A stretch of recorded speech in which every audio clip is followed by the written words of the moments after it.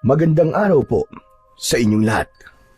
Ngayong araw po na ito ay mapapakinggan po natin ang kwento ni Ramon, isang bagitong sundalo na unang nasabak sa isang misyon. Isang klase ng misyon na sa unang tingin ay magaan lang at hindi delikado. Dahil wala naman silang gagawin kundi magbantay, magronda at tiyaking ligtas ang baryo. Hindi ito ang uri ng misyon na sasabak sa mga gera, putukan at patayan. Ngunit magbabago ang lahat ng isang gabi.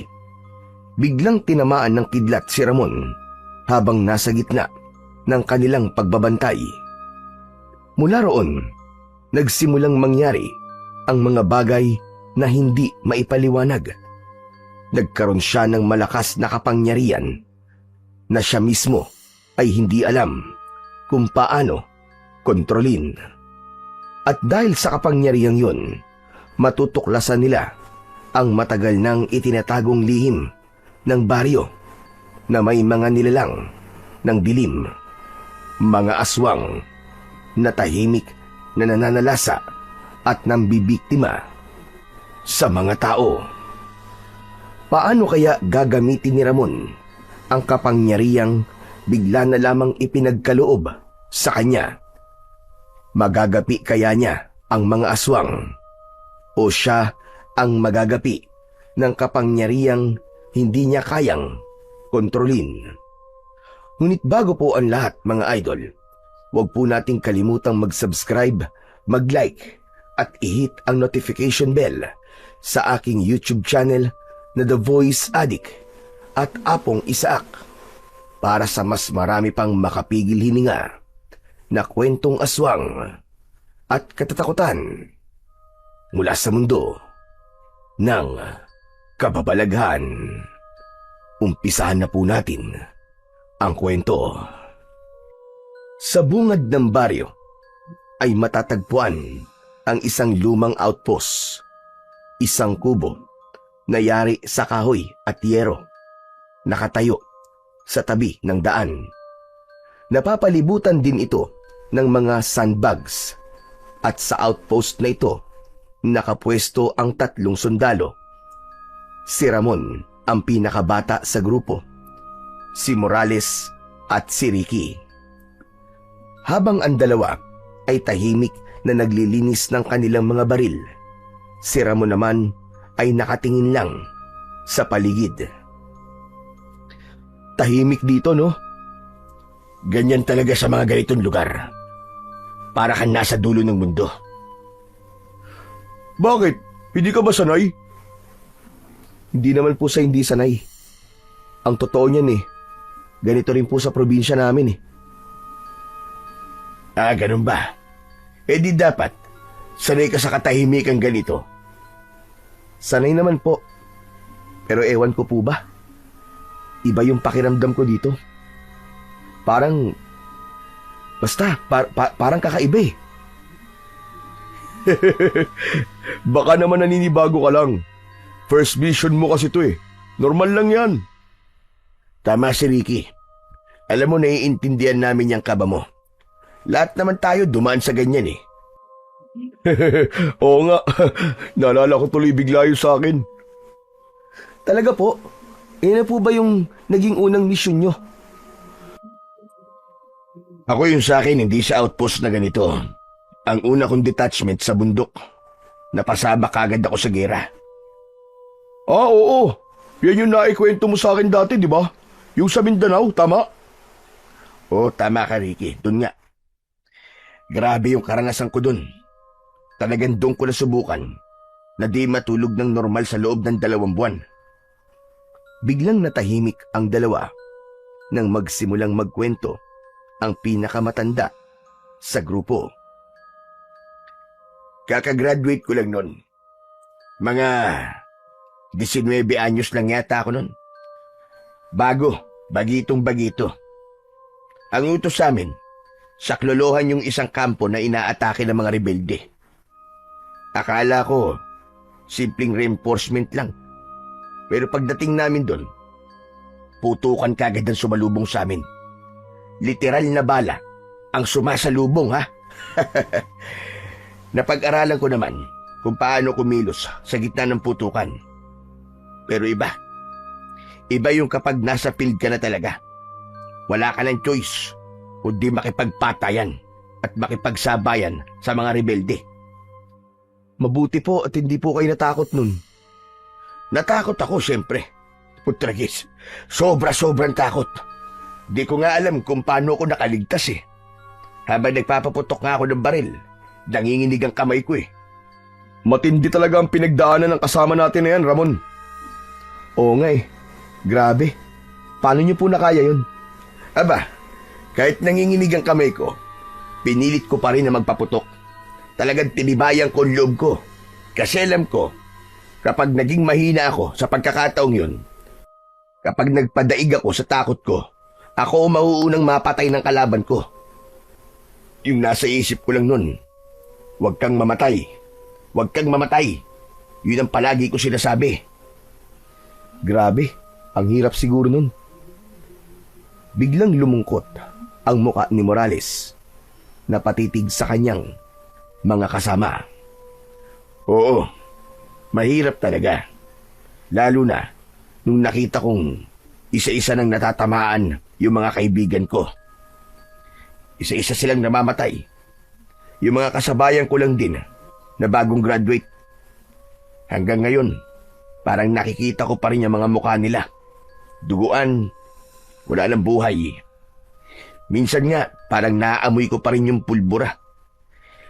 Grabe, ang hirap kalimutan. Naiintindihan ko po kayo, sir. Masakit nga po talaga yun. Parang nakakatroma. Pero sir, hanga po ako sa inyo. Hindi lang po sa tibay ng loob nyo, kundi po sa kakayahan nyong magpatuloy pa rin sa serbisyo, maski mabigat po ang pinagdaanan nyo. Salamat, Ramon. Pero kailangan talaga natin magpatuloy. Kasi may mga taong umaasa na maprotektahan natin, di ba? Ika nga eh, to serve and protect. Sandaling natahimik si Morales. Bumuntong hininga siya. Saka muling nagsalita. Kaya lang, meron akong ipinangako sa sarili ko mula nang mangyari yun. Ano po yun, sir? Ipinangako ko sa sarili ko na hindi na ulit mauulit yun. Na hanggat kaya ko, wala na ulit akong kasamang mamamatay. Biglang nagkatinginan sina Ricky at Ramon. Pareho silang natahimik. Kung may delikadong sitwasyon, mas pipilitin kong ako ang mauna. Mas mabuting ako ang tamaan ng bala kaysa makakita ulit ng kasamang nalalagutan ng hininga. Hindi na. Baka hindi ko nakayanin. Ang bigat nun, sir. Ganun talaga. Yan ang panata ko. Iligtas ang iba, kahit kapalit pa ang sarili kong buhay. Ganun din po kami sa inyo, sir. Kung sakali man na magkaroon bigla dito ng engkwentro, hindi ka din namin pababayaan. Walang mamamatay sa atin dito, sir. Teka, bakit parang ang bigat na ng pinag-uusapan natin? Bakit napunta na sa kamatayan? Oo nga, no? Bigla na lang naging madrama eh. Pasensya na. Nadala lang siguro ako sa alaala ko. Wala yun, sir. Okay lang naman po. Sa totoo lang, mabuti nga po at naikwento nyo. Ang dami ko natutunan. Oo nga. Pero tama na yung usapan ng kamatayan na yan. Kinikilabutan ako eh. Baka magdilang anghel pa kayo dyan at biglang may sumulpot na kalaban dito. Biglang naging alerto ang dalawa nang sabihin ito ni Ricky. Tinignan nila ang labas ng kubo. Biro lang. Mukhang tahimik naman tong baryo na napostehan natin eh. Wala naman siguro tayong magiging problema dito. Eh teka, ako ba hindi nyo tatanungin kung ano nangyari sa unang misyon ko? Bakit, sir? Ano po bang nangyari? Yung unang misyon ko, hindi rin biro. Sa Samar yun. Habang bumabiyahe kami, naambush yung sasakyan namin. Napatingin si Ramon. Bagyang napatigil sa paghinga, si Morales naman ay seryosong nakikinig. Kakababa lang namin mula sa bundok. Pauwi na sana kami sa kampo para magpahinga. Natawa-tawa pa nga kami sa likod ng truck at pakanta-kanta. Tapos biglang bratatatatatatatatatat. Sunod-sunod na yung putok na narinig namin sa paligid. Talaga? Saan galing yung putok? Nakita niyo ba? Saan pa ba? E di sa mga rebelde. Talagang pinagplanuhan nila kami na tambangan. Nakatago sila sa gilid ng daan. Hindi namin sila makita kaagad kasi puro talaib at puno sa paligid eh. Pagsilip ko sa gilid ng truck, kita ko yung baril nila. Parang umaapoy sa dilim. Ilan ba kayo nun? 10 kami sa isang truck, sir. May agad na tinamaan sa amin. Si Dado. Natamaan siya sa balikat. Akala ko matitepok na siya nun eh. Pero imbis na matakot at bumigay kagad, siya pa yung unang bumaba ng truck para lumaban. Duguan na pero lumaban pa rin? Oo, habang kami nagkakagulo pa sa loob ng truck, siya nakikipagbakbakan na ng putok sa mga rebelde. Sigaw siya ng sigaw. Ang sabi niya, tumakas na daw kami. Siya na raw ang bahala. Napapikit si Ricky saglit. Muling binabalikan ang eksena. Yung putukan nun, parang walang katapusan. Yung mga bala, tumatama sa bakal ng truck, sa lupa, sa puno. Tapos si Dado, wala din tigil sa pagsagot ng putok. Grabe yun ah. Ang tapang niya. Oo nga sinabi mo pa. Habang sumisigaw siya ng tumakas na kami, bigla siyang tumakbo sa kabilang gilid ng daan para ilihis ang atensyon ng mga rebelde. Para siyang nabaliw sa tapang. Kahit kami, natulala sandali. Pero sinunod namin siya. Isa-isa kaming nagsitalunan sa sasakyan. Gumapang sa putikan habang siya yung patuloy na nakikipagpatayan sa mga rebelde. Hanggang sa muling paglingon ko, nakita ko na siyang bumagsak. Ano nangyari doon? Mabutit nakaligtas kayo. May dumating na reinforcement. Mga ilang minuto lang, tumakas yung mga rebelde. Kaso nung bumalik kami para kunin siya, wala na, huli na. Nakahiga na siya sa lupa. Hawak pa rin yung baril niya. Pero, patay na siya. Grabe ang tapang niya talaga. Nakakalungkot. Pero nakakabilib talaga ang katapangan niya. Totoong bayani siya. Oo, tama ka dun. Isa nga siyang bayani. Dahil kung hindi dahil sa kanya, malamang, wala na ako ngayon dito. Grabe yung mga pinagdaanan niyo sa unang misyon niyo. Ako kaya? Ano kaya ang magiging kwento ko sa unang misyon ko na to? Saglit na katahimikan ang namayani. Tinitigan ni Ricky si Ramon. Muli pa sanang magsasalita si Ricky, subalit natigilan ito nang makarinig ng mahinang kaluskos sa labas ng outpost. Sabay-sabay silang napalingon. Nakita nila na may naglalakad, bitbit ang isang gasera. Ilang sandali pa, lumitaw ang isang bata, mga 8 o 9 na taong gulang, payat at may suot na kupas na t-shirt at short. Magandang gabi po. Magandang gabi rin iyo. Anong ginagawa mo rito? Gabi na. Pwede po bang dito po muna ako? Bakit? Nako, mabuti pa umuwi ka na. Baka pagalitan ka ng nanay mo. Wala naman po si nanay eh. Nasa kabilang baryo po siya. Nag-aalaga po ng may sakit. Wala po akong kasama sa bahay at hindi po ako makatulog. Kaya naisipan ko pong pumunta dito para makipagkwentuhan. Nako, hindi pwede ang bata dito eh. Bawal tumambay ang kahit na sino dito, lalo na't gabi. Baka pagalitan kami ng opisyal namin kapag may nakitang bata rito. Pero... Gusto mo, ihatid na lang kita. Doon mo na lang hintayin sa bahay ang nanay mo. Tapos, bukas ng umaga, saka ka bumalik dito para makipagkwentuhan.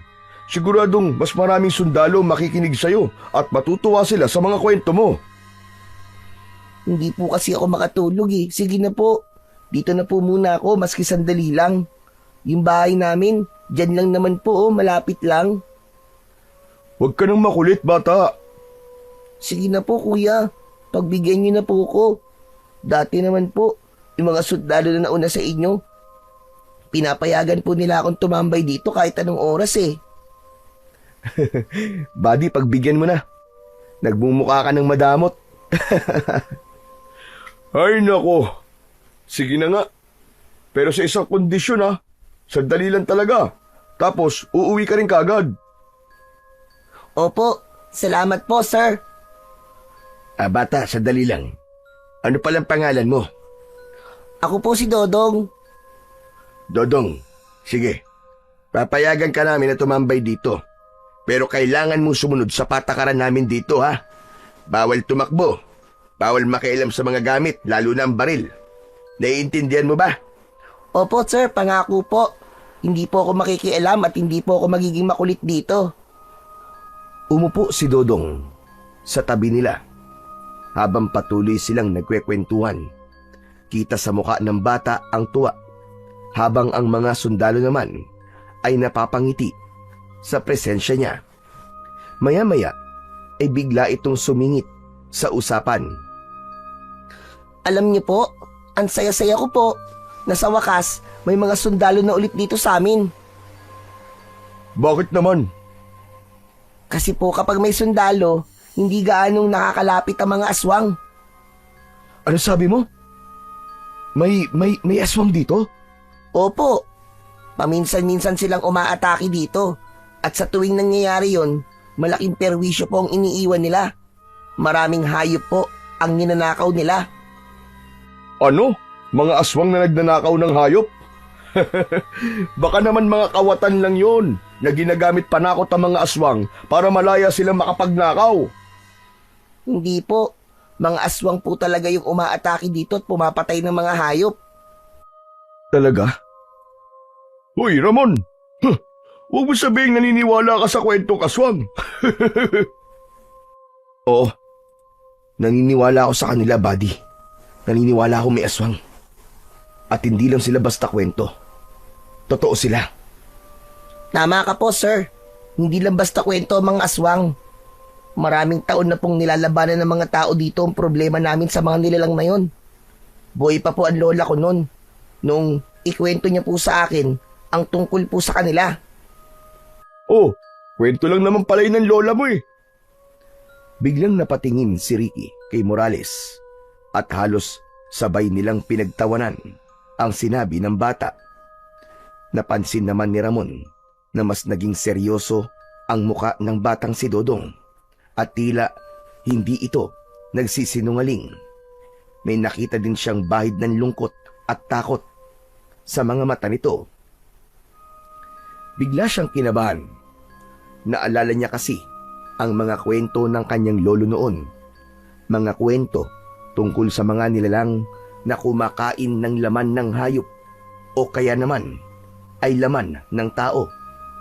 Ang mga aswang na nambibiktima ng mga buntis at sanggol. Pero hindi niya ikinuwento ang tungkol dito sa kanyang mga kasama dahil alam niyang sarado na ang isip ng mga ito sa mga kwentong kababalaghan. Hindi sila naniniwala. Upang hindi mainip ang kanilang bisita, siya na lang ang nakipag-usap dito. Sige nga bata, ikwento mo nga sa akin ang tungkol sa kanila. Nasabi ko na po kanina, sir. Hindi naman sila madalas na umaatake. Pero sapat na po yun para matakot po ang mga tao. Maraming mga hayop ang namamatay. At kung minsan, may mga taong nawawala. Tapos matatagpuan na lang po na wala ng ulo. O kaya, dinukot po ang puso. Grabe naman yung mga kinikwento sa'yo ng lola mo. Iharap mo nga sa akin yung bukas. Kakausapin ko. Aba, hindi tama na sa ganyang edad mo. Puro karahasan ang ikinikwento sa'yo. Sa mga batang katulad mo, sana yung mga fairy tale o kaya naman mga kwento tungkol sa mga superhero. Hindi ko po pwedeng iharap sa inyo si Lola eh. Ha? Abay bakit naman? Patay na po kasi siya. 1 taon na po ang nakakalipas. Ah, nako. Pasensya ka na ha. Hindi ko alam eh. Okay lang po, sir. Teka. Ikaw, Dodong, hindi ka ba natatakot? Bakit ikaw? Lumalabas ka pa rin kahit gabi na. Natatakot din po ako, sir. Pero kailangan eh. Nakakatakot po kasi mag-isa sa loob ng bahay.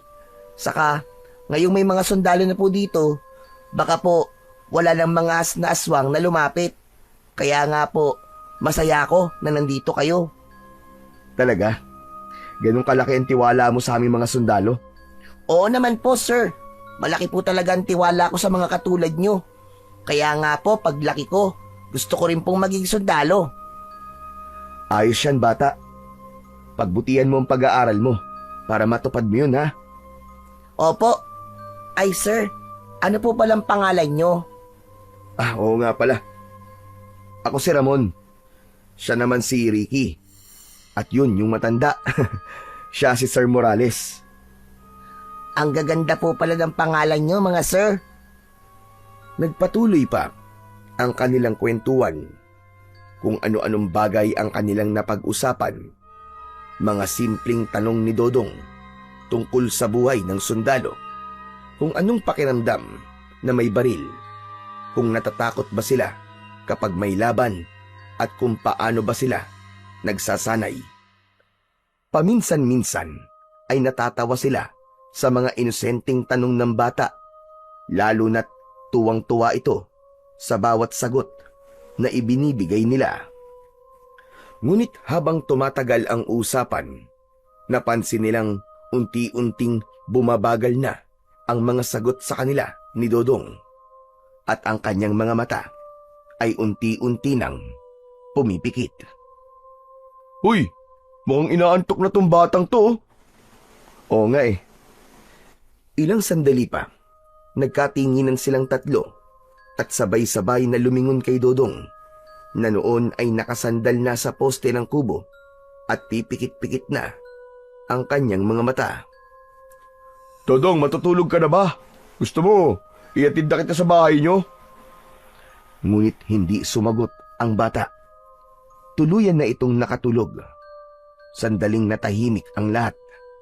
Ngunit makaraan ang ilang sandali, biglang nagmulat ng mga mata si Dodong at tumingin sa labas ng kubo.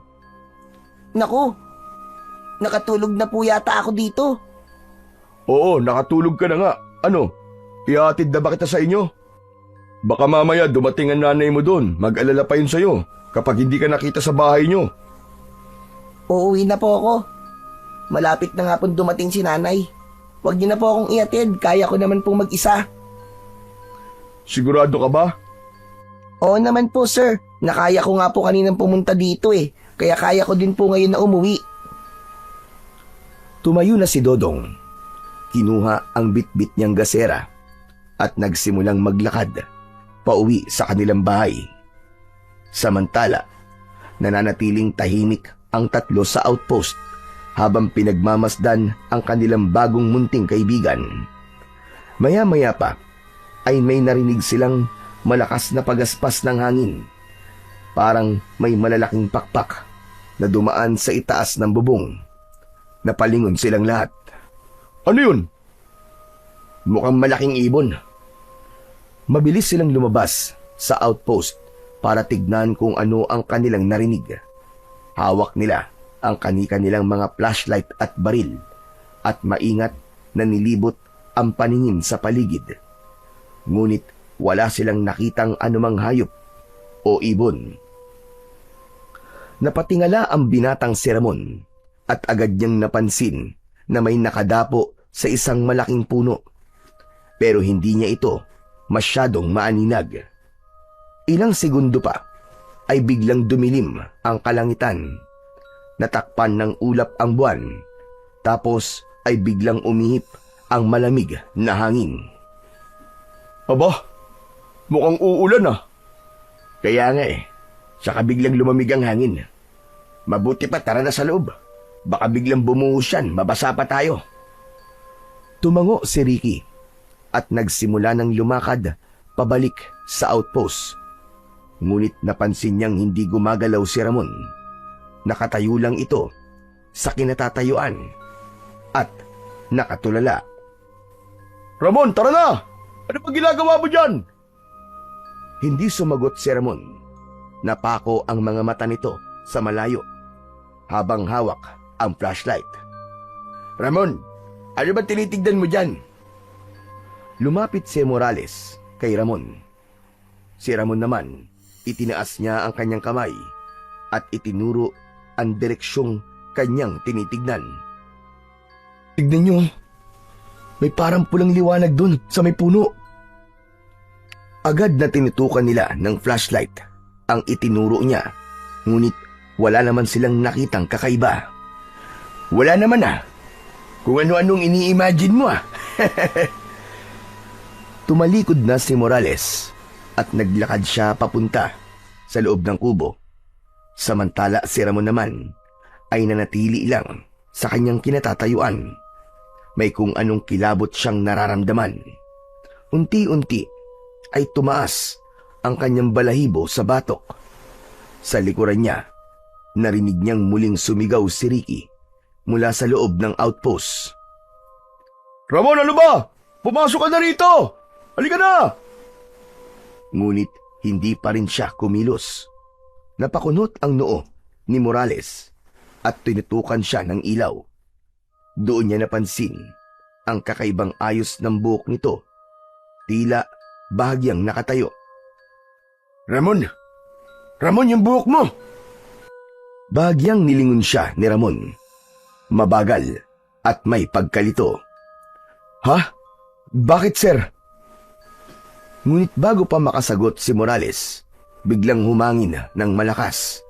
Sinabayan ng kakaibang ugong at biglang isang nakakasilaw na liwanag ang sumabog mula sa langit at tumama ito mismo sa kinatatayuan ni Ramon.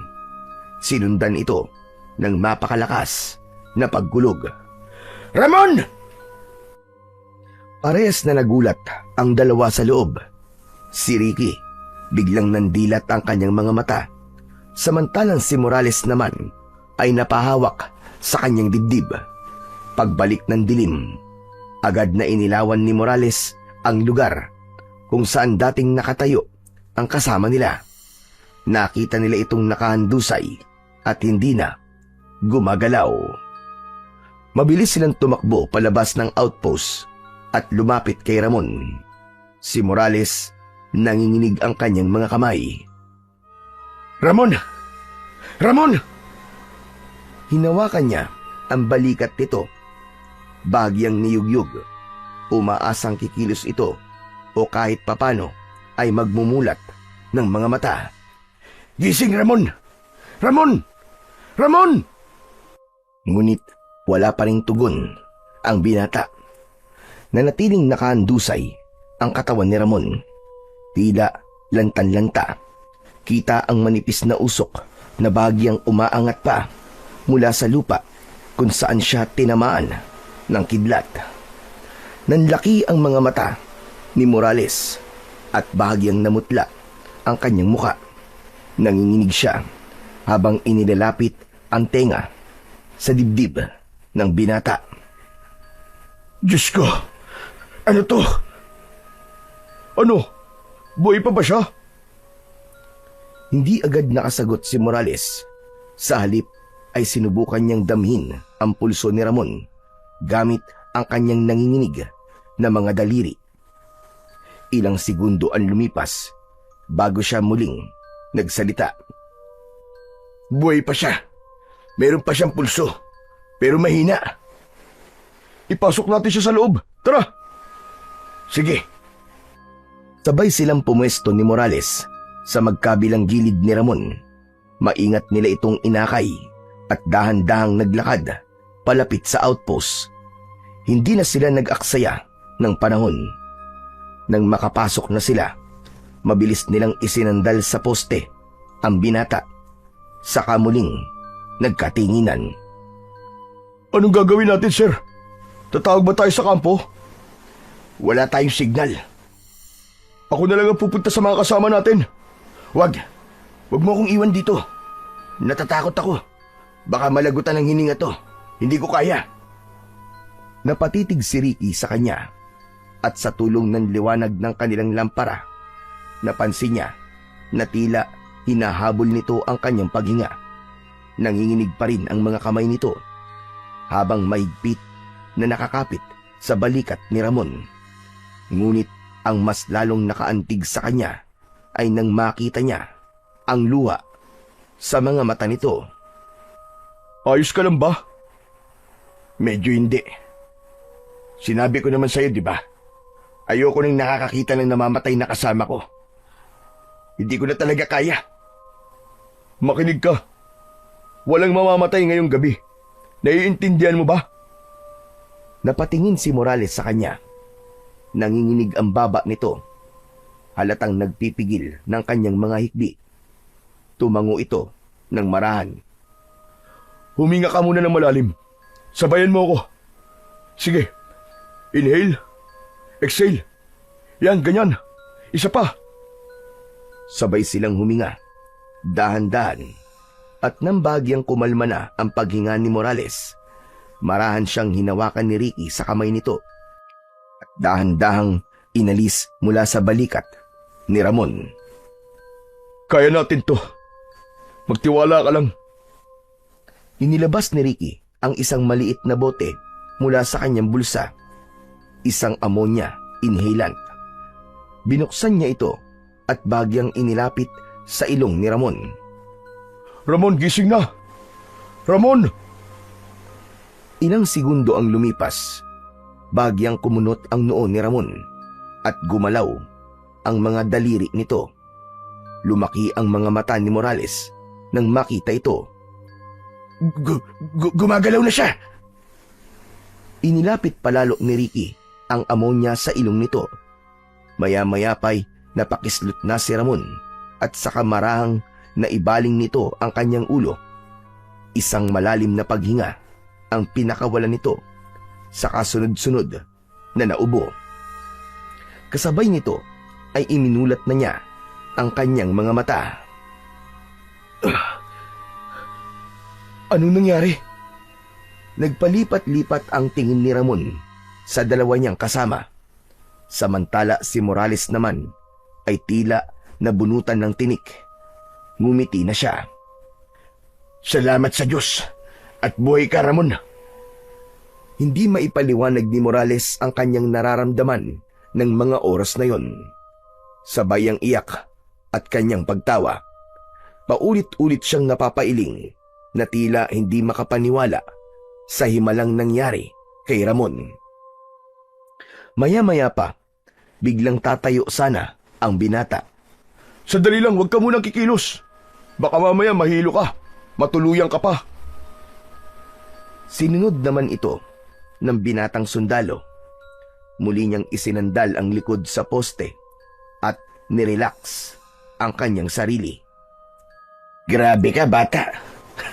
Pinakaba mo kami dun ah. Akala ko iiwan mo na kami. Iiwan? Bakit? Ano ho ba kasing nangyari? Ewan, hindi ako sigurado kung tinamaan ka ba talaga ng kidlat o nabuntotan ka lang. Kasi kung talagang tinamaan ka nun, aba, sunog ka na sana ngayon. Sa lakas ba naman ng kidlat na yon?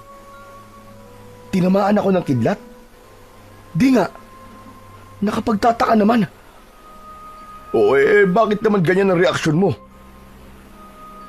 Wala kasi akong maalala na tinamaan ako eh. Basta ang alam ko, bigla ako napunta sa isang kakaibang lugar. Nagkatinginan ang dalawa niyang kausap. Sabay muling bumaling kay Ramon. Tahimik sila habang hinihintay ang susunod nitong sasabihin. Huminga ng malalim si Ramon sa kamarahang nagsalita. Di ba nakatayo ako habang may tinitignan dun sa labas?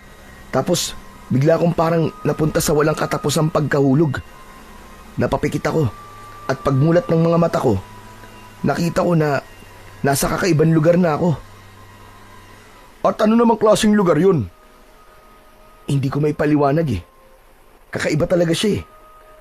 Para bang isang lugar na walang langit at walang lupa. Lahat maliwanag eh. Pero hindi naman ako nasisilaw. Tapos, may nakita akong isang nilalang. Nilalang? Anong klaseng nilalang yun? Hindi ko alam, sir. Pero alam ko na hindi siya tao. Mataas siya. Halos doble o triple ng taas ko. Ang katawan niya parang gawa sa liwanag. Nangingintab at kumikislap sa bawat galaw niya. Hindi ko masyadong maaninag ang mukha niya eh. Pero ramdam kong nakatingin siya sa akin. Tapos, may hawak siyang tulos. Mahaba, mga 2 metro siguro ang haba nun. Tapos kumikislap yun, na para bang may apoy sa dulo. Pero hindi mainit. Paano mo naman nasabing hindi mainit? Nahawakan mo ba? Oo, pinahawak niya sa akin eh. Talaga? Ang astig nun ah. Ang ganda ng napanaginipan mo. Hindi panaginip yun. Totoong-totoo eh. Alam mo ba kung paano siya makipag-usap sa akin? Paano? Hindi bumubuka ang bibig niya. Pero yung tinig niya, pumapasok sa isip ko. Oo, totoo. Sabi niya, may paparating daw. May paparating na panganib at kailangan ko daw na maging handa. Paparating na panganib? Anong klaseng panganib? Hindi ko alam, buddy. Hindi niya sinabi. Pero hinawakan niya ako tapos sabi niya, sa akin na daw yung tulos. Nung sinabi kong tinatanggap ko, aba, nagliwanag ako. Literal ha, literal ako nagliwanag. Nabalot ako ng liwanag, mainit, pero hindi masakit. Tapos yun na.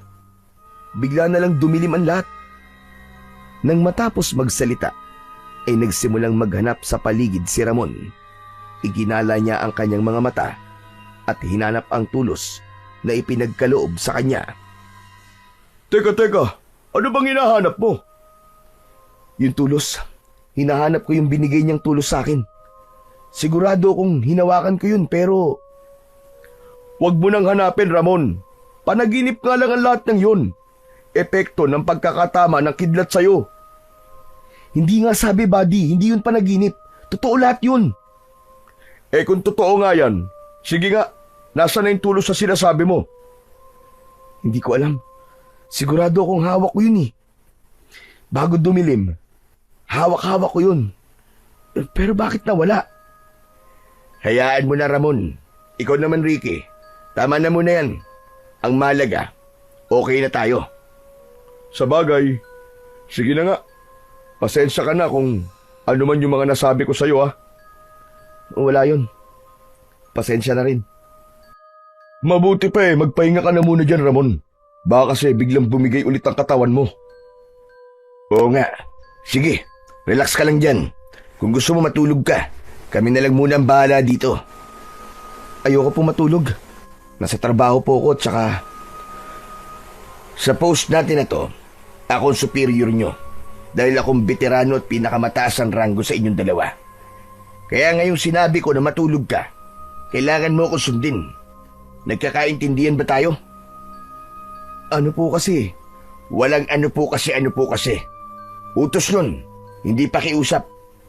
Sundalo ka, Ramon, at bilang sundalo, dapat marunong kang sumunod sa nakatataas sa'yo. Bumigat na ang tono ni Morales. Matigas, derecho, at wala ng bahid ng anumang lambing. Napayuko si Ramon at napabuntong hininga. Opo, sir. Sige po. Magaling. Yan ang gusto kong marinig. Sige na, magpahinga ka na. Nasa labas lang kami ni Ricky. Muling binuksan ni Morales ang pinto ng kanilang outpost at lumabas. Sumunod si Ricky, pero bago siya tuluyang lumabas, tinignan niya muna ang buong paligid. Nang makitang wala namang banta, saka ito sumunod. Kumuha siya ng 2 upuan at iniabot ang isa kay Morales. Agad namang naupo ito, samantalang si Ricky ay patuloy na nagmamasid at alerto. Sir, sa palagay mo, ano kaya ang ibig sabihin ng panaginip ni Ramon? Hindi ko alam, Ricky. Medyo kinakabahan nga ako sa mga pinagsasasabi niya. Ako nga rin, sir eh. Sinaway ko na lang siya at kinokontra kanina kasi kinakabahan din ako. Baka kasi paraan lang ng Diyos ang panaginip na yun para bigyan tayo ng babala. Tama ka.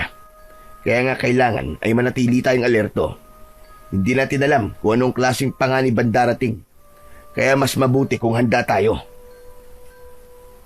Tama kayo, sir. Lalo pat hindi naman naging malinaw sa atin kung ano ba talaga ang problema ng baryong to at kung bakit tayo ipinadala o dineploy dito.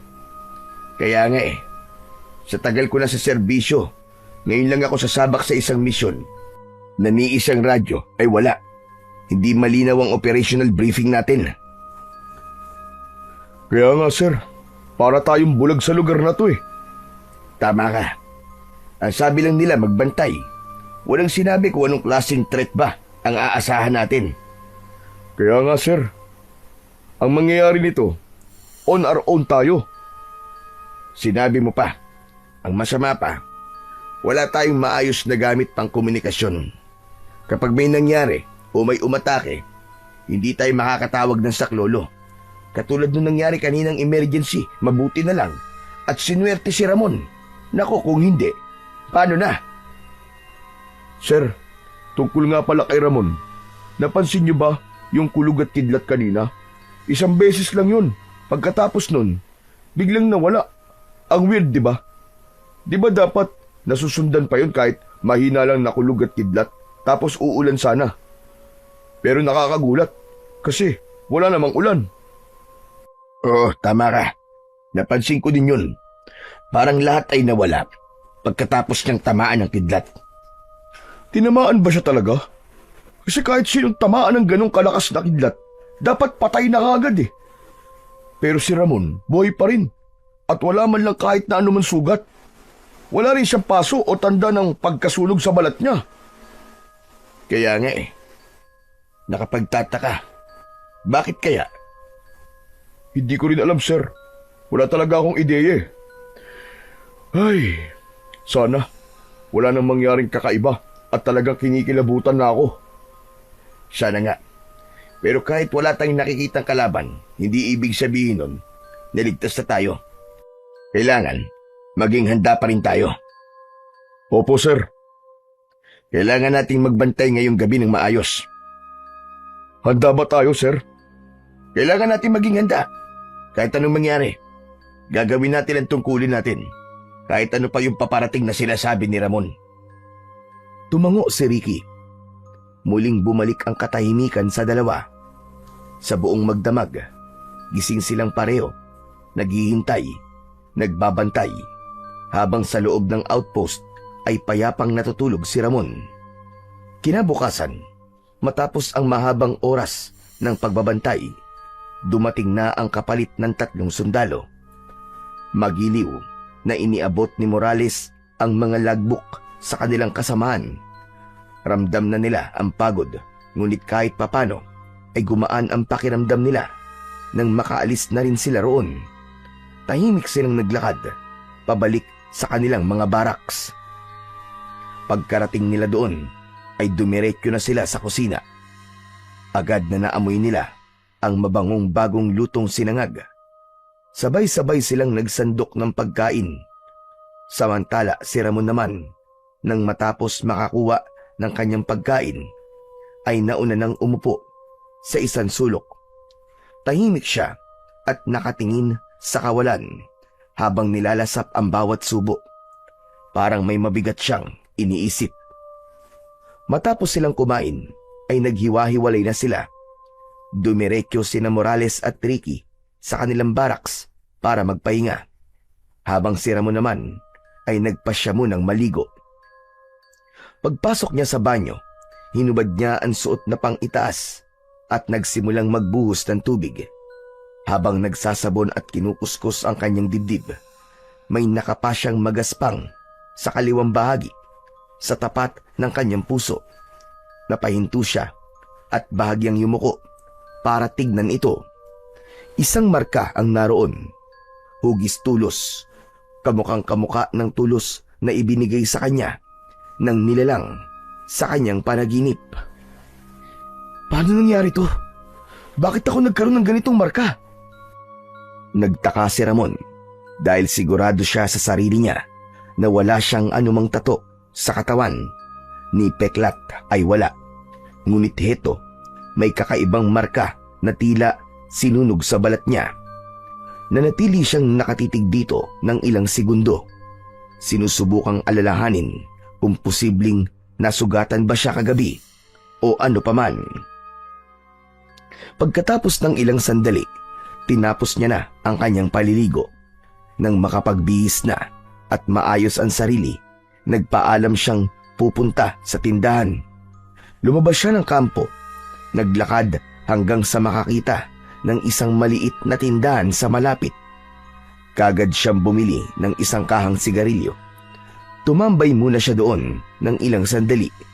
Nagsindi ng isa at nang maubos ang unang sigarilyo, muli siyang nagsindi ng isa pa. Para bang hindi siya mapakali. At habang abala siya sa pag-iisip, may biglang kumalabit sa kanyang likod. Nagulat siya, napalingon at nanlaki ang mga mata nang makita kung sino ang nasa likuran niya. Sir Ramon, Oh, ikaw pala, Dodong. Ginulat mo naman ako. sorry po. Hindi ko po sinadya, nagulatin po kayo. Ang lalim po yata ng iniisip nyo, sir ah. Kanina pa po ako nakatingin sa inyo eh. Tsaka parang ang lungkot-lungkot nyo po. Hindi naman, Dodong. Pagod lang ako ng konti. Lagi po ba kayong pagod sa trabaho nyo, sir? Oo, minsan. Eh kung nakakapagod po, bakit po kayo nagsundalo? Nagsundalo ako kasi gusto ko magserbisyo sa bayan. Kahit pagod, masaya ako na alam naming may natutulungan kami. Ako po kaya, sir. Matutupad ko po kaya ang pangarap ko na maging isang sundalo din? Aba, oo naman. Basta't mag-aral ka ng mabuti. Matapang ka naman eh. Kayang-kaya mo yun. Talaga po? Salamat, sir ah. Eh, sir, ano po bang ginagawa niyo dito sa tindahan? Wala, naninigarilyo lang. Ikaw, gusto mo ba ng merienda? Opo, inilibre niyo po ako? Sige ba? Ano bang gusto mo? Gusto ko po ng soft drinks, saka tinapay po. O sige, humingi ka sa tindera. Sabihin mo ako magbabayad. Salamat po, sir. Habang abala si Dodong sa pagpili ng gusto niyang merienda, pinagmasdan lang siya ni Ramon. May ngiti sa labi ng sundalo. Tila ba nabawasan kahit papano ang bigat ng kanyang iniisip sa presensya ng bata. Nang makuha na ni Dodong ang soft drinks at tinapay, naupo ito sa tabi niya. Dodong, nasan pala ang tatay mo? Wala po akong tatay, sir. Matagal na po siyang nawala. Hindi ko nga po siya matandaan eh. Ang naiwan na lang po sa akin ay si nanay. Ganun ba? Minsan po naiisip ko, ano kayang pakiramdam ng may tatay? Minsan nga po naiinggit ako sa mga kalaro ko na may kasamang tatay. Siguro masaya po, no? Yung may kakandong sa'yo, may magtuturo ng iba't ibang bagay, tapos may magtuturo na magbike at iba pa. Alam mo, parehas pala tayo, Dodong. Hindi ko rin nakalakihan ng tatay ko eh. Namatay din po ba siya? Hindi, buhay siya. Pero ni minsan, hindi ko siya nakita. Ang sabi ng nanay ko nung nabuntis siya, iniwan na lang daw kami bigla. Hindi man lang nagpakita. Hindi man lang tinanong kung kumusta kami. Grabe naman yun. Parang hindi lalaki. Sinabi mo pa. Bata pa lang ako, lagi kong iniisip. Bakit niya nagawa yon? Ano bang mali sa amin ni Mama? Hindi ba niya kami mahal? O baka hindi lang talaga siya marunong magmahal? Ang lungkot naman po. Siguro masakit yun. Masakit syempre. Lalo na sa tuwing may mga okasyon na gusto kong may tatay na nandun. Graduation, birthday, o kahit simpleng araw lang. Yung bang parang gusto mong may babati sa'yo, yung may yayakap. Pero wala eh. Kaya natuto na lang ako na wag nang umasa. Nakakalungkot po. Ayos lang. Kasi minsan, sapat na ang pagmamahal ng isang ina para punan ang lahat ng kakulangan. Sana nga po. Sigurado yan at habang lumalaki ka, ikaw na ang bahala sa sarili mo. Gawin mong inspirasyon yung lungkot na nararamdaman mo para balang araw, ikaw ang magiging mabuting tatay para sa mga anak mo. Sige po, Nangangako po ako, sir. Habang nag-uusap pa sila ni Dodong, biglang napatigil si Ramon. Biglang kumirot ang kanyang dibdib sa mismong bahaging may kakaibang marka na natuklasan niya kanina habang naliligo. Napangiwi siya. Napakapit ang isang kamay sa kanyang dibdib habang ang isa ay nakakapit sa upuan. Aray! Aray ko! Sir Ramon, bakit po? Ano po nangyayari sa inyo? Hindi nakasagot ang sundalo. Namimilipit pa rin kasi siya sa sakit. Pumipintig ito at tila umiinit. Pakiramdam niya ay parang sinusunog ang laman sa ilalim ng kanyang balat, paakyat sa kanyang leeg. Sumisikip na rin ang kanyang paghinga. Sandali pa ay nanlabo na din ang kanyang paningin. Ang init! Ang init! Tulong! Ang sakit! Dahil sa takot, ay agad siyang nilapitan ni Dodong at hinawakan siya sa braso. Ngunit pagdikit ng palad ng bata sa kanyang balat, bigla itong tumalsik na parabang naitulak ng isang malakas na puwersa. Bigla itong napasigaw. Nakuryente ako! Napalingon ang mga tao sa paligid nang sumigaw ang bata. Agad silang nagsilapit. Si Ramon ay napaluhod sa lupa. Hingal na hingal at hawak ang kanyang dibdib.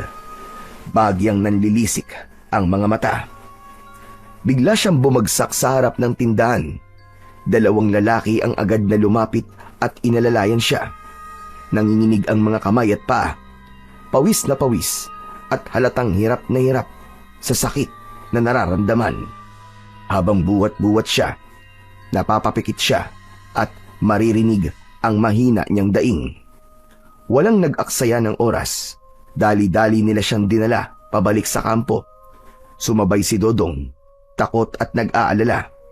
Pagdating nila, sinalubong sila ng mga sundalo at agad siyang dinala sa baraks at inihiga sa papag upang matignan ang kalagayan niya. Ang kasama nito sa baraks na si Morales ay agad na nagising. Ano nangyari sa kanya? Agad siyang sinagot ng kasamaan at sinabi kung ano ang naipaabot sa kanyang balita. Buddy, ayos ka lang ba? Anong nararamdaman mo? Sinabi ng mga sundalo na mainit ang katawan nito. Ganun ba? Nilalagnat siya. Sige, ako nang bahala sa kanya. Agad na kumilos si Morales matapos marinig ang kalagayan ni Ramon. Kumuha siya kagad ng malinis na bimpo at binasa ito ng malamig na tubig at marahang ipinunas sa noo, sa leeg at sa dibdib ng binata. Anong nangyayari sa'yo? Bakit ka ba nagkakaganyan? Pagkaraan ng ilang sandali, tumayo si Morales at kumuha ng bote ng tubig. Maingat niya yung ipinatong sa mesa sa tabi ng papag. Sakaling magising si Ramon at mauhaw, ay may nakahanda na itong tubig na maiinom. Maya-maya pa, napansin ni Morales na unti-unting pinawisan ang binata. Bahagyang gumaan ang pakiramdam niyang nang makita niya na bumaba na rin ang init ng katawan nito. Ngunit nanatili pa rin itong walang malay. Habang nakaupo siyang nagbabantay sa tabi, tahimik siyang nanalangin na sana paggising nito ay maayos na ang kalagayan ni Ramon. Nanatiling nakabantay si Morales sa kanya. Nakatukod ang siko sa kanyang tuhod habang hawak ang kanyang noo. Hindi siya mapalagay at sa wakas, ilang minuto ang lumipas. Narinig niya ang mahinang daing mula sa higaan. Napatingin siya agad at nakita niyang dahan-dahan ng kumikilos si Ramon. Nakamulat na rin ang kanyang mga mata. Buddy, ay salamat sa Diyos at gising ka na. Ayos ka lang ba? Nakatulala si Ramon. Tinitigan nito ang kanyang kasama. Anong nangyari, sir? Bakit nandito na ako sa barracks? Hinimatay ka doon sa may tindahan at dinala ka dito ng mga tao. Bakit ka ba hinimatay? May masakit ba sa'yo? Saka ang init mo kanina. Hindi ko alam, sir. Basta na lang sumakit ang dibdib ko kanina tapos naramdaman ko yung grabing init. Para ako napapaso at nasusunog ng buhay. Ganun yung sakit, sir. Baka naman stress o pagod lang yan. Pwedeng muscle strain o baka acid reflux.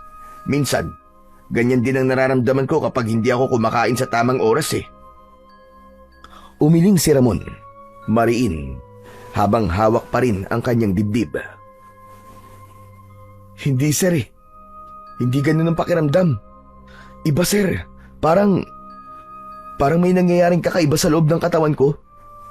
Kakaiba? Aba, anong ibig mo sabihin? Ano bang pakiramdam mo talaga? May papakita ko sa iyo, sir. Tulungan niyo akong itaas ang damit ko. Tinulungan nga siya ni Morales na maitaas ang kanyang t-shirt. At sa ilalim ng kaliwang dibdib, nakita ni Morales ang isang kakaibang marka. Nabahala siya sa itsura nito, namumula at namamaga. Ano yan? Bakit ka may tato?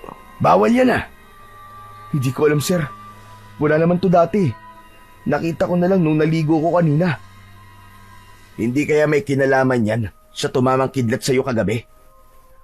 Tumango si Ramon sa kamarahang hinaplos ang paligid ng marka. Opo. Sa palagay ko ay ganun nga. Di ba naikwento ko sa'yo yung tungkol sa mahiwagang nilalang? Ganitong ganito po yung ibinigay niyang tulos sa akin eh. Hindi kaya ito yun? Imbis na totoong bagay, ay iminerka na lang niya sa aking dibdib. Napakamot sa ulo si Morales, halatang hindi makapaniwala sa naririnig. Iyan ka na naman eh. Kung ano-ano kasing iniisip mo eh. Puro mga kwento ng kababalagan. Hindi naman kasi ako nagkikwento lang ng kung ano-ano, sir. Alam ko yun. Alam ko na may kakaibang nangyayari talaga sa katawan ko. Hindi lang to lagnat at tong nasa dibdib ko. Hindi lang to basta marka, sir. Kanina, sir, bago ako nawala ng malay, para bang may dumadaloy na kakaibang enerhiya sa katawan ko. Ganun talaga naramdaman ko, sir. Maniwala kayo. Napakunot ang noo ni Morales. Hindi man siya naniniwala sa mga kwento ng kababalagan. Ramdam niyang seryoso at takot si Ramon. Sige na nga. Kung talaga naniniwala kang may kakaibang nangyayari, gagawa natin ang paraan yan. Mamaya, hahanap ako ng paraan para malaman kung ano talaga yan. Talaga? Tutulungan mo ako, sir? Mabuti at hindi mo ako pinagtatawanan. Hindi, bakit naman kita pagtatawanan? Kitang-kita ko naman yung pag-aalala sa mukha mo. Kaya lang, kailangan lang natin tiyakin kung ano ba talaga yan. Sandaling natahimik si Ramon, saka bahagyang tumungo. Salamat, sir. Hindi ko alam kung anong mangyayari sa akin. Pero kailangan ko talaga ng tulong. Walang problema. Maghahanap ako ng taong makakatulong sa atin. Sino naman, sir? Hindi ko pa alam. Pero magtatanong-tanong ako dyan sa baryo kung may kilala silang albularyo na pwedeng makatulong sa atin. Albularyo? Sigurado ba kayo, sir? Oo. Mas may kakayahan siyang makita kung ano nangyayari sa katawan mo. Pero pwede din namang medisina ang aasahan natin. Ikaw, mamili ka. Kung ano po mas madaling hinga ng tulong, pwede na po yun sa akin. So okay ka na sa albularyo? Opo. Wala naman pong mawawala kung susubukan, di ba? Oo naman. Tsaka huwag ka mag-alala. Hindi kita pababayaan.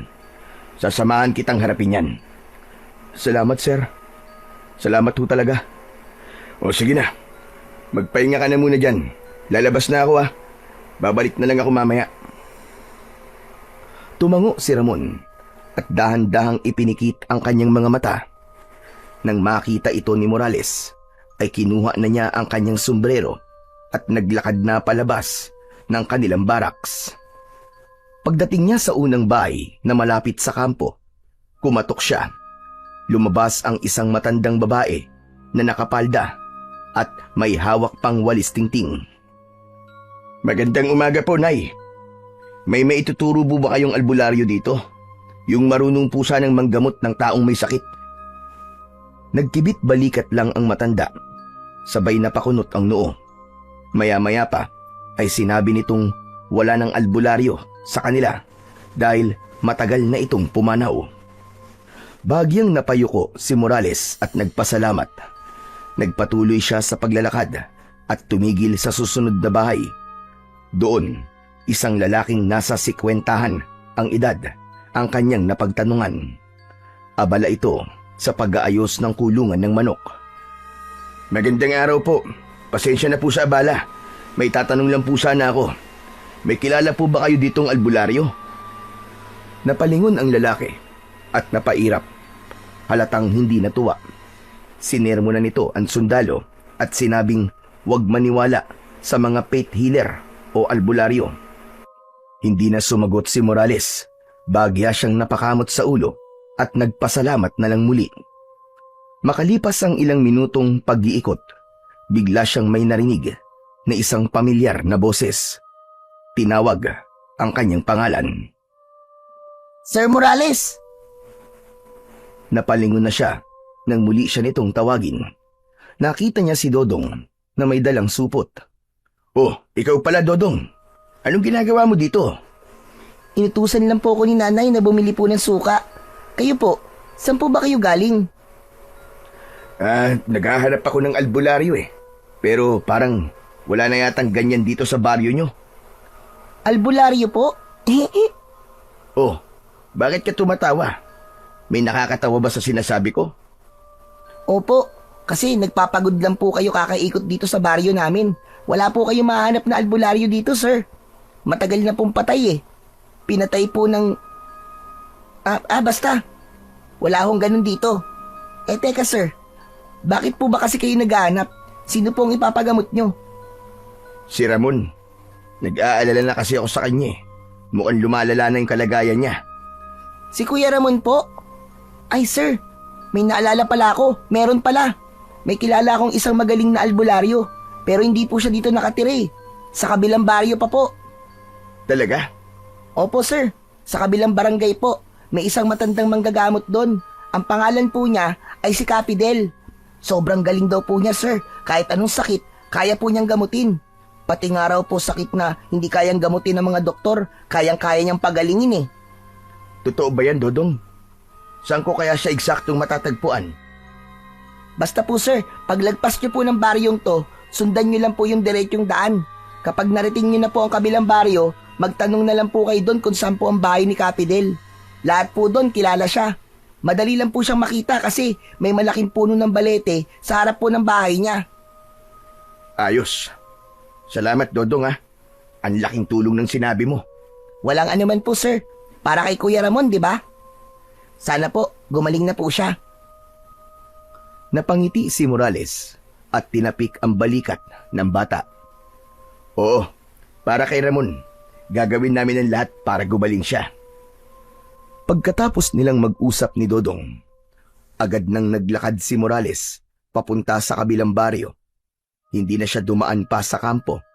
Bagkus ay binagtas niya ang makitid, maputik at baku-bakong daan.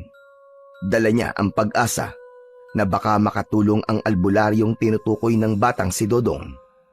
Halos 30 minuto din siyang naglakad bago niya natanaw ang karatolang gawa sa kahoy na nagsasaad na malapit na siya sa susunod na baryo. Pagdating niya sa kabilang baryo, patuloy siyang naglakad at nagmasid sa paligid. Ilang mga bahay ang dinaanan niya. Karamihan ay mga lumang kubo at kakaunti lang ang mga taong naroon.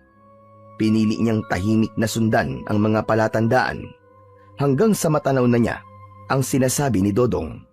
May isang puno ng balete sa harap ng isang bahay kubo. Lumapit siya sa may pinto at saka kumatok. Maya-maya pa'y bumukas ang pintuan at sumilip ang isang matandang lalaki na payat. Puti na ang buhok at may hawak na tungkod. Sino ka? Anong kailangan mo dito? Magandang araw ho. Ako ho si Morales. Galing po ako sa Baryo Pinili. May ilalapit ho sana ako sa inyong may sakit na kaibigan eh. Baka ho sakaling matulungan nyo. Kita sa mukha ng matanda ang biglang panlalamig ng kanyang ekspresyon nang marinig ang pangalan ng baryo. Sa baryo pinili baka mo? Abay hindi ako basta-basta nagpupunta roon. Bakit naman ho? May masamang enerhiya ang lugar na yun. Hindi ligtas para sa tulad ko. Pasensya na iyo. Hindi kita matutulungan. Sandali lang ho, Kapidel. Mahalaga sa akin ang kasama ko. Wala na po akong ibang malalapitan. Kaya nga po pilit po kitang hinanap. Pakiusap naman ho, Kapidel. Kailangan niya hong gumaling. Tahimik na tumitig ang matanda kay Morales. Ilang segundo ang lumipas, saka siya dahan-dahang napabuntong hininga. Ano ba nangyari sa kaibigan mo? Nagkaroon ho siya ng mataas na lagnat. Tapos kung ano-ano po sinasabi niya na parang wala siya sa sarili. Nagsimula kasi to nang makidlatan siya kagabi. Ano ka mo? Nakidlatan? Oho, nakapagtataka nga po yung kidlat na yun eh. Direkta siyang natamaan ng kidlat, pero hindi man lang siya nasunog. Wala siyang anumang kahalo sa katawan. Pero yun nga lang, nilagnat siya tapos sumasakit daw ho ang dibdib niya, lalo na yung marka na lumitaw sa dibdib niya matapos siyang makidlatan. Marka? Matapos makidlatan? Oo, Kapidel. Nagkaroon ho siya ng marka na parang tulos sa kaliwang dibdib niya. Ang sabi pa niya, napanaginipan daw niya ang isang mahiwagang nilalang na nagbigay sa kanya ng tulos. Tulos? Mahiwagan nila lang. Sigurado ka ba sa mga sinasabi mo? Nanlaki ang mga mata ni Kapidel. Nabahala sa narinig. Ilang saglit ay natahimik ang matandang albularyo. Kung ganon, kailangan ko siya makita kagad. Dalin mo ko sa binatang yon ngayon din. Nagulat si Morales sa kanyang narinig. Agad ding nakaramdam ng ginhawa. Sa wakas, may pag-asa na. Sandaling nag-ayos muna ng gamit niya ang matanda at pagkatapos nun ay sabay na silang naglakad palabas ng lumang kubo papunta sa baryo ng Pinili. Pagkalipas ng ilang sandali, tahimik nilang narating ang baraks. Dahan-dahan silang pumasok sa loob. Si Ramon ay nakahiga pa rin sa papag. Nakatingala sa kisame habang hawak ang dibdib na tila sumasakit pa rin. Napalingon siya nang marinig ang pagbukas ng pinto. Ramon, may kasama akong bisita. Siya si Kapidel, ang albularyong sinabi kong hahanapin ko para sa'yo. Dahan-dahang tumayo si Ramon at umupo sa gilid ng papag. Tahimik siyang tumitig sa matandang lalaki.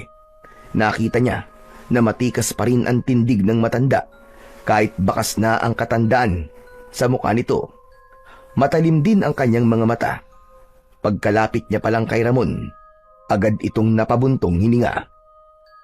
Pambihira! Pambihira ka nga iyo! Napatingin sina Morales at Ramon. Parehong naguguluhan. Po, ano pong ibig niyong sabihin, Tatang? Oo nga po, Kapidel. Ano pong ibig niyong sabihin na pambihira siya? Sasagutin ko yan. Pero, pwede ko bang makita muna ang marka sa iyong dibdib? Opo. Inalis ni Ramon ang kanyang kamiseta at pinakita ang marka sa matandang albularyo. Biglang nanlaki ang mga mata nito. May taglay kang isang makapangyarihan na lakas. Hindi pang karaniwan. Hindi ito sakit gaya ng inakala nyo. Ang marka sa dibdib mo, yan parang tulos, ay tanda ng isang kasunduan. Napakunot ang noo ni Ramon.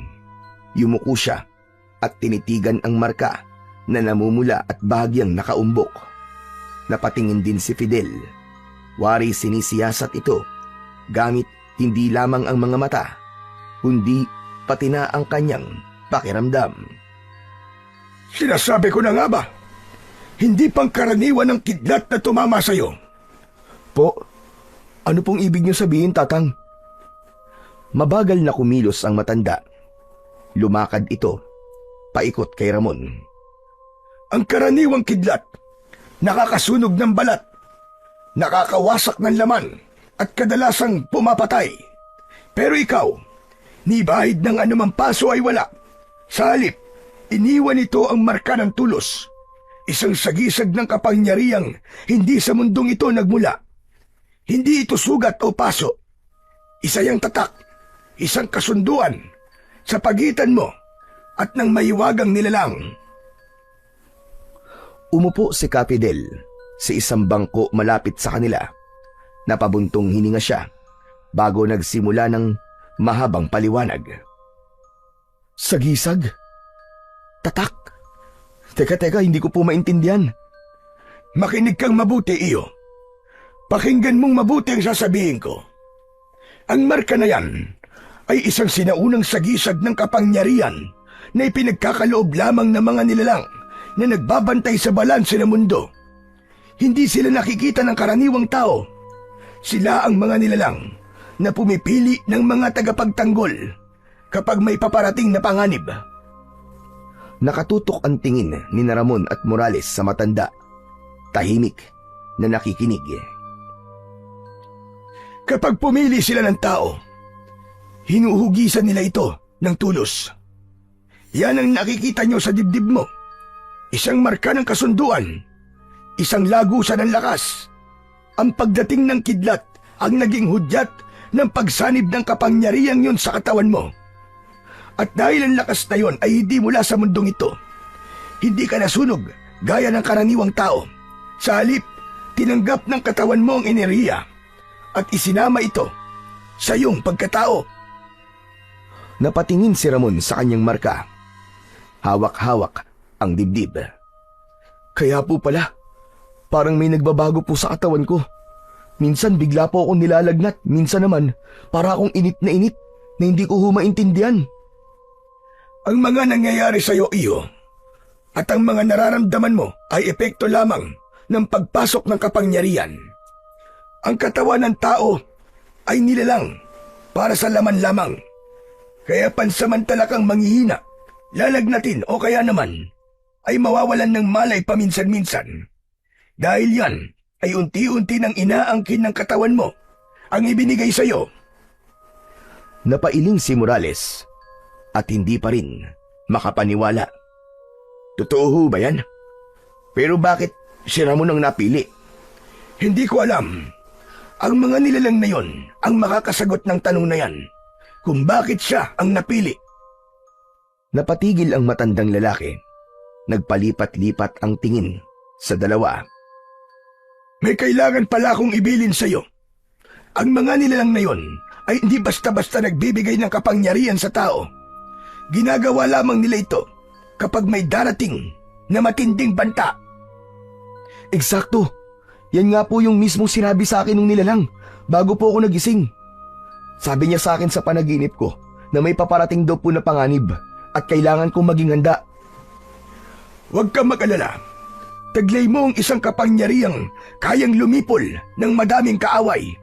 Po, pero paano ko po gagamitin to? Kapag dumating ang oras na kailangan mo ang kapangyarihan, husa itong lalabas at gagabayan ka. Talaga po? Kung ganun, di ko na po kailangan na matuto ng mga orasyon o kung ano paman para magamit po ang kapangyarihan ko, ganun ba?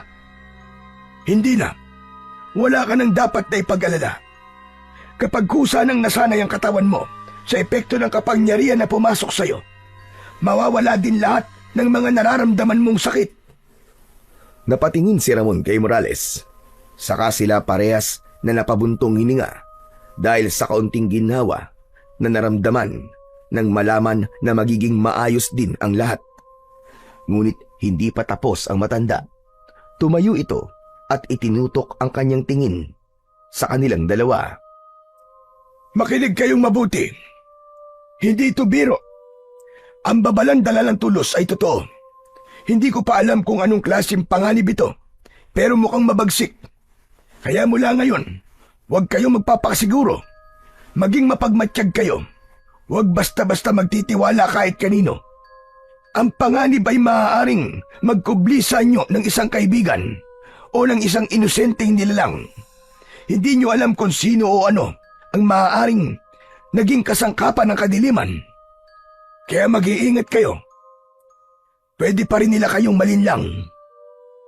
At tandaan po namin yan, Ka-Fidel. Salamat po. Sige iyo, pero panatilihin yung maging alerto palagi ha. Kailangan ay palagi kayong handa. Laging nakabantay sa bawat oras. Ang kalaban ay maaaring umatake nang hindi nyo nalalaman. Tama po kayo, Tatang. Kailangan laging handa. O siya, sige na. Magpahinga ka muna. Pabayaan mo makabawi ang katawan mo. Kapag naramdaman mo muli ang init, huwag kang matakot. Pagkatapos ay tumingin ito kay Morales. Ikaw na ang bahala sa kanya. Bantayan mo siya. Bantayan nyo ang isa't isa. Oo, Ka-Fidel. Tatandaan namin lahat ng mga sinabi nyo. At sa huling sulyap ni Ka-Fidel sa marka sa dibdib ni Ramon, marahang umiling ang matanda. Tila may mabigat na iniisip.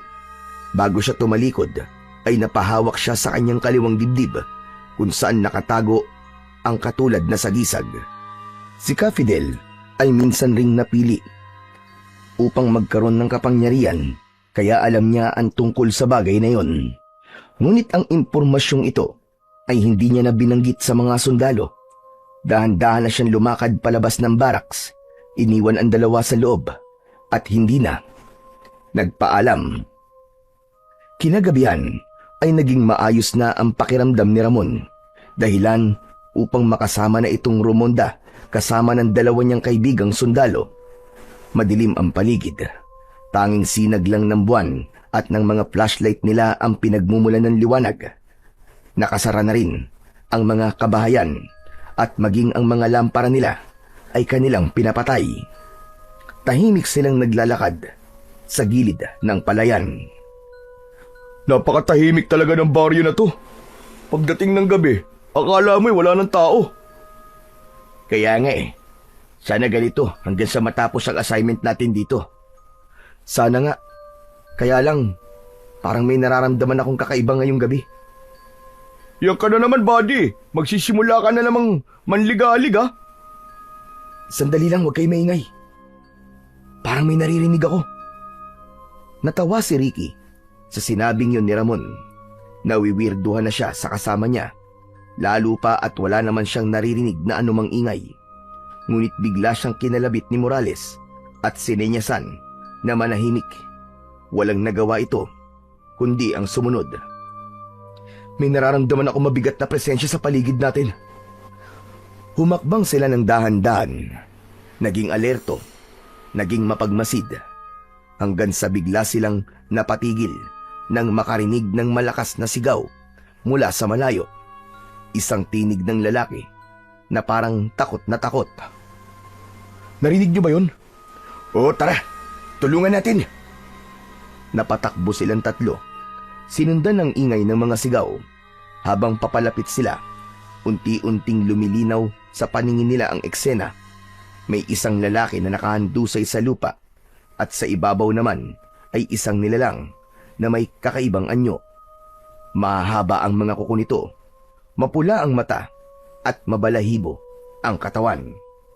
Sumigaw ang lalaki at nanghihingi ng tulong sa kanilang tatlo. Agad na itinutok ni Morales ang kanyang baril. Handang barilin ang nilalang, ngunit bago pa niya mapaputok ang gatilyo, ay biglang kumilos si Ramon. Itinaas niya ang kanyang kamay at sa mismong sandaling yun ay kumulog ng ubod lakas sa kalangitan. Isang nakakasilaw na kidlat ang biglang lumitaw at diretso itong tumama muli kay Ramon. Dumaloy ang malakas na kuryente sa buo niyang braso at tila naipon ang malakas na enerhiyang yun sa kanyang palad. Nang ibuka ni Ramon ang kanyang kamay at itutok ito sa nilalang, lumabas ang liwanag na parang kidlat patungo dito. Sumabog ang lupa sa paligid ng halimaw. Nagulat silang lahat, lalo na si Ramon sa nangyari. Huli na nang mapagtanto niya na muntik na din niyang tamaan ang magsasaka na naroon sa ilalim ng halimaw. Agad na napatigil si Ramon at mabilis na iniwas ang kanyang kamay upang hindi tamaan ang lalaki. Sa kabutihang palad ay ligtas ito at walang natamong pinsala. Samantala, ang nilalang ay napaatras, saka mabilis na tumalon palayo at tinangkang tumakas. Napatitig naman si Ramon sa kanyang sariling kamay. Tila nagliliyab pa rin yun at may banayad na bughaw na liwanag na kumikislap-kislap na parang mga mumunting alon ng kuryente na gumagapang sa kanyang balat. Naramdaman niyang kusang umangat ang kanyang mga kamay at diretsong tumutok ito sa direksyong pinuntahan ng halimaw. Muling sumabog ang matinding liwanag at makaraan ang ilang sandali, kusa na rin itong nawala. Muli, naging tahimik ang gabi. Samantala, nang makabawi ng gulat ang mga kasama niya, saka lang sila nakapagsalita. Ano nangyari, Ramon? Paano mong nagawa yun? Hindi ko alam, buddy. Bahagyang napalingon siya sa kanyang mga kasama, saka muling ibinalik ang tingin sa kanyang mga kamay. Basta, bigla na lang gumalaw ang mga kamay ko eh. Tapos, may liwanag. May kidlat na lumabas. Napahinto siya. Hinahabol ang hininga. Pilit na inuunawa ang kababalagang nasaksiyan. Hindi ko akalaing ganito ang kapangyarihan na ibinigay sa akin ng nilalang na yun sa panaginip ko. Kaso, hindi ko kayang kontrolin. Muntik mapahamak yung magsasaka. Lumapit siya sa magsasaka at inalalayan itong tumayo. Umuwi na po kay tatang sa pamilya niyo. Sana po wala po makakaalam ng nangyari. Tumango ang magsasaka. Namumula pa ang mga mata sa luha at takot.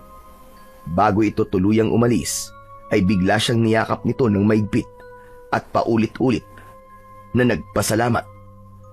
Nang bumitaw, ay saka tumakbo palayo ang magsasaka sa madilim at makitid na pilapil hanggang sa mawala na ito sa kanilang paningin. Saglit na katahimikan ang sumunod. Ngunit pagkaraan ng ilang sandali, may narinig silang kaluskos mula sa kung saan. Pakiramdam ni Ramon ay may nakatingin sa kanila at nagmamatsyag. Nagmasid siya sa paligid. Ngunit wala naman siyang nakita. Maya-maya pa ay bigla nilang narinig ang isang malakas na alulong. Nagkibit balikat na lamang si Ricky at bahagyang tumikhim. Mabuti pa ipagpatuloy na lang natin ang pagroronda natin. At baka mamaya makadisgrasya ang halimaw na yun sa mga taga-baryo. Nagpatuloy silang tatlo sa ginagawa nilang pagroronda. Pinag-uusapan pa rin ang nangyari habang paikot-ikot sa baryo. Lumipas ang mga oras at natapos din ang kanilang duty. Pagbalik sa barracks, bagsak silang tatlo dahil sa labis na pagod. Kinabukasan, habang sabay-sabay silang nag-aagahan, isang nakagigimbal na balita ang dumating sa kanila. Isa sa mga sundalong nagbantay sa outpost ang nagsabing may natagpo ang bangkay ng isang babae sa loob ng baryo. Dagdag pa ng isa, kaawa-awa raw ang batang naiwan. Ulila na ito at mag-isang nabubuhay. Pagkarinig nito, biglang kinabahan si Ramon. Pumasok kagad sa isip niya si Dodong. Nagkatinginan silang tatlo. Iisa ang kanilang iniisip. Agad nilang tinapos ang pagkain at pinuntahan ang bahay ni na Dodong. Habang papalapit sila, nakita nila ang maraming taong nagkukumpulan sa harap ng nasabing bahay. Sa mismong pintuan, naroon si Dodong, nakaupo, yakap ang kanyang mga tuhod, walang imik at umiiyak. Lumapit si Ramon at marahang nakiramay sa bata. Dodong? Dodong ako to. Ano nangyari? Sir Ramon, si nanay. Si nanay po. Patay na po siya, sir. Pinatay po siya. Bakit? Bakit siya pinatay? Hindi ko po alam. Mabait po ang nanay ko. Wala naman siya ginagawang masama. Pero bakit po siya pinatay, sir? Bakit? Bakit siya pinatay? Tahan na, Dodong. Ipagdarasal na lang natin ang nanay mo. Wag! Hindi kailangan ni nanay ng dasal. Hindi niya kailangan yon. Ano? Bakit naman? Dahil ang kailangan niya ay justisya. Maghihiganti ako, Sir Ramon. Maghihiganti ako. Umanda sa akin ang mga tao pumatay sa kanya. Magbabayad sila lahat. Magbabayad sila! Sadali lang. Huminahon ka muna, Dodong. Hindi ko po kaya, sir. Tulungan niyo po ako na makilala kung sino po pumatay sa kanya, sir. Para niyo na pong awa. Hanapin niyo po kung sino pumatay sa nanay ko. Oo, Dodong, sige. Nangangako ko na iimbestigahan natin ang nangyaring to sa nanay mo.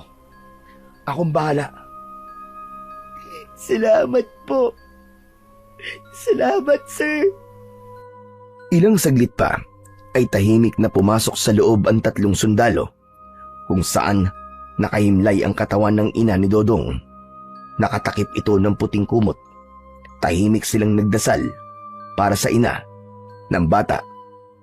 Lumabas na sila pagkatapos ng ilang minuto at si Ramon naman umupo sa tabi ni Dodong. Dodong, ano ng plano mo ngayon? Hindi ko po alam, sir. Gusto mo ba sumama ka sa akin? Pag natapos ng misyon namin dito, isasama kita. Ako nang magpapaaral sa'yo. Saka... Ayoko po. Saglit na natahimik si Ramon. Hindi alam kung ano ang isasagot sa bata.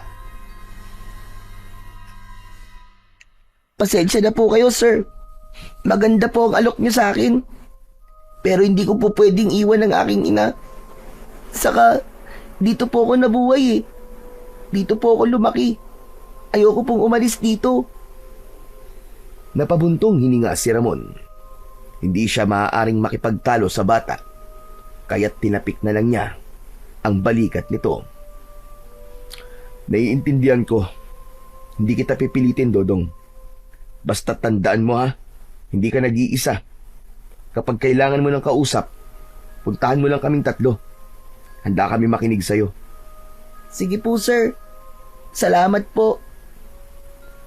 Pagkatapos ng halos 1 oras, ay nagpaalam na rin ang 3 kay Dodong. Tahimik silang naglakad pabalik sa kanilang kampo. Bawat isa'y abala sa kani-kanilang iniisip. Walang nagsasalita kahit isa. Sa pagbalik nila sa kampo, ay agad silang nahiga, umaasang makakabawi ng lakas para sa panibagong gabi ng pagbabantay. Unti-unti na silang nilamon muli ng antok. Pagsapit ng gabi, muling pumuesto ang 3 sa outpost. Tulad ng dati, ay tahimik pa rin ang kapaligiran. Tahimik masyado ah. Ay nako, kinakabahan ako. Mas mabuti na yung ganitong tahimik lang. Tapos yung mga tao nasa loob na ng bahay at nagpapahinga. Siguro naman wala nang mapapahamak ngayong gabi. Tumango si Ramon. Sang-ayon siya sa sinabi ng kanilang senior na si Morales. Ngunit pamaya-maya pa ay narinig nila ang boses ni Dodong. Hingal na hingal ito. Saklolo! Mga sir! Tulungan niyo po ako! May aswang po sa may kakahuyan! Hinahabol niyo po ako! Saklolo! Mabilis silang nagtinginan. Walang pagdadalawang isip. Hinablot ni Morales ang kanyang baril at sumunod naman si Ramon. Naiwan si Ricky sa outpost bilang bantay. Mabilis nilang tinungo ang kakahuyan kasama ang batang si Dodong. Dodong, saan mo nakita ang aswang? Nasaan siya?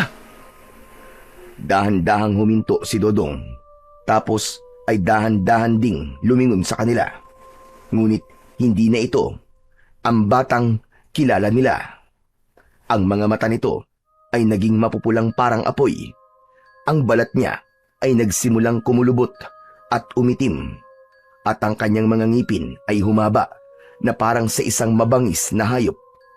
Ang kanyang mga kuko ay umusli. Mahahaba din at matutulis ang kanyang mga pangil. Sa isang iglap, nagbago ang anyo ng bata. Hindi na siya si Dodong, kundi isa ng aswang. Ano? Teka, bakit naging ganyan ang itsura mo? Ayoko pong gawin to. Pero, mahal ko ang nanay ko. Bibigyan ko ng hustisya ang pagkamatay niya. Magbabayad kayo. Pinatay niyo si nanay. Ano? Hindi namin pinatay ang nanay mo. Ano sinasabi mo, Dodong? Wala kaming kinalaman doon. Pinatay mo siya. Kitang-kita ko kung paano mo siya pinatamaan ng liwanag na siyang pumatay sa kanya. Ang sama mo. Itinuring pa naman kitang kaibigan. Pero di ko alam na ikaw ang babawi sa buhay ng aking ina. Pagbabayaran mo to. Hindi kita mapapatawad. Hindi kita mapapatawad. Ibig sabihin, ang aswang na... Hindi maaari. Siya ba ang nanay mo? Oo, siya ang nanay ko. At pinatay mo siya. Sandali lang, hindi ko naman alam eh. Akala ko... Teka, nambibiktima siya ng tao. Hindi ko sinasadyang patayin siya. Sinungaling ka. Bago pa muling makasagot si Ramon, ay muling sumugod si Dodong. Mabilis, parang isang kidlat din na dumaan sa harap nila, at sa isang kisap mata ay naramdaman ni Ramon ang malamig na hangin na dumaan sa kanyang leeg. Mabuti na lang at nakaatras siya. Muntik na siyang mahiwa sa matatalas na kuko ng batang aswang. Mas lalong nagngit-ngit ang batang aswang. Tumigil ka, Dodong! Ano ba? Hindi ko intensyon na patayin ang nanay mo. Kailangan ko lang talagang gawin yun. At gagawin ko yun sa'yo kung hindi ka titigil. Wala akong pakialam kung patayin mo ko. Sige, patayin mo ko. Mas gusto ko na ngayon para makasama ko na ang nanay ko. Hindi, Dodong. Alam ko mabait kang bata kaya itigil mo na to. Nakikiusap ako sa'yo, Dodong. Ngunit imbis na makinig, mas lalo pang tila nagalit ang bata. Muling nagbago ito ng anyo. Tinubuan ng malalaking pakpak sa likod. Tumalon ito at nagpalipat-lipat sa mga sanga. Tapos ay lumipad na parang paniki. Mabilis, halos hindi masundan ng mga mata. Si Morales ay nagpaputok na ng ilang beses, ngunit hindi niya ito tinatamaan. Grabe! Ang bilis niyang kumilos! Sandali lang po, sir. Pakiusap, huwag niyo po siyang sasaktan. Ramon, hindi pwedeng hindi tayo lumaban. Masyado siyang agresibo, matapang at handang patayin tayo. Hindi na yan tao. Aswang yan. Kailangan siyang patayin. Pero, Ano ba, Ramon, kung hindi tayo lalaban, tayo mamamatay dito. Kaya kumilos ka. Gamitin mo na ang kapangyarihan mo. Bilisan mo na. sandali lang po. Kakausapin ko pa sandali si Dodong. Dodong, tama na! Hindi ito ang daan para makuha mo ang hustisyang hinahanap mo. Tama na, tumigil ka na! Ngunit bingi na si Dodong sa lahat ng paliwanag. Sa sobrang bilis nito, bigla itong sumulpot sa harap ni Ramon. Ang mga kukoy nakaamba sa kanyang dibdib. Sa paningin ni Ramon, lahat ay tila naging mabagal. Nakita na ni Ramon ang tiyak na kamatayan sa sandaling yun. Wala na siyang nagawa kundi ang mapapikit. At sa isang iglap, naramdaman niyang may tumayo sa harap niya. Pagkamulat ng kanyang mga mata, nakita niya si Morales na nakahandusay na sa harap niya. Nakabaon sa dibdib nito ang matutulis na kuko ni Dodong. Dahan-dahan yung binawi ng batang aswang. Sumirit mula roon ang mapulang dugo. Biglang napasigaw si Ramon. Sabay na paluhod sa tabi niya. Sir! Sir Morales! Sir! Biglang humagikgik ng malakas si Dodong at saka piniling tumakas. Samantala si Ricky naman ay kanina pa pala nakasunod sa kanila. Nang marinig niya ang mga putok ng baril at ang sigaw ni Ramon, ay sa kanya nasundan ang eksaktong lugar kung nasaan sila. Ngunit huli na siya. Naabutan niya ng duguan ang kasama nila. Ramon, ano nangyari? Si Sir Morales! Sir Morales! Sir! Dahan-dahang iminulat ni Morales ang kanyang mga mata. Nangingitim na ang mga labi at may itim na dugo na dumadaloy sa kanyang bibig. Hinawakan niya ang braso ni Ricky. Mag-iingat kayo ha. Baka hindi lang si Dodong ang kalaban natin. Sir, huwag ka na muna magsalita. Ililigtas ka namin. Kapit lang, sir. Kaya mo yan. Isang marahang ngiti ang pinakawalan ni Morales. Tapos ay pinilit nitong lumingon kay Ramon. Ingatan mo ang buhay mo. Mangako ka. Ingatan mo ang buhay mo, Ramon. Alang-alang sa akin. Sir, wag. Sir, wag mo kaming iiwan. Sir, parang awa mo na, sir. Ngunit wala na. Patay na si Morales. Yumuko si Ramon. Mariing ipinikit ang kanyang mga mata. Ang mga kamay niya ay nanginginig habang yakap ang wala ng buhay na katawan ng kanilang kasama. Napakagat siya ng labi. Pinipigilan ang sarili na mapaiyak. Pareho sila ni Ricky. Ngunit nang magkatinginan silang dalawa, doon na sila hindi nakapagpigil. Napahagulgol silang dalawa. Ano nangyari, Ramon? Sabihin mo ano nangyari. Bakit ganito? Bakit? Hinarang niya yung katawan niya para mailigtas ako kanina. Kaya siya yung tinamaan ng kuko ng batang aswang na yun. Iniligtas ako ni Sir Morales. At hinayaan mo namang mangyari yun sa kanya. Hindi ba may kapangyarihan ka? Bakit hindi mo ginamit? Ano bang iniisip mo? Buddy, masyadong mabilis ang mga nangyari. Hindi ko naman alam na aabot sa ganito eh. Hindi mo alam? Ha? Hindi mo alam? O pinabayaan mo lang talaga? Mas importante pa ba talaga sa'yo ang batang yun kaysa sa amin na kasama mo? Hindi. Hindi totoo yan, Ricky. Duwag ka, duwag. Kung hindi mo kayang paslangin ang batang yun, ako ang gagawa. Tumalikod na si Ricky. Nagsimula na siyang maglakad at sinundan ang direksyon kung saan lumipad papalayo ang aswang. Ngunit bago pa siya tuluyang makalayo, tinawag niya si Ricky. Sandali lang, buddy! Bakit? Ako na ang bahalang maghanap sa aswang na yun. Pero ikaw na ang maiwan dito para maiayos si Sir Morales. Sigurado ka? Oo, mas may kakayahan akong hanapin o sundan ng aswang kaysa sa'yo. Huwag ka mag-alala. Babalik ako dito. Nadala ang ulo niya. Sandaling natahimik si Ricky. Kita sa mga mata niya ang pag-aalinlangan. Ngunit alam niyang hindi niya na mapipigilan ang desisyon ng kasama. Sige. Mag-iingat ka. Bigyan mo na saysay ang pagkamatay ng kasama natin. Tumango si Ramon. Pagkatapos nun ay tumayo na siya at nagsimulang maglakad patungo sa madilim na gubat upang sundan ang aswang. Lumalalim na ang gabi. Patuloy sa paglalakad si Ramon. Pumasok siya sa pinakapusod ng gubat.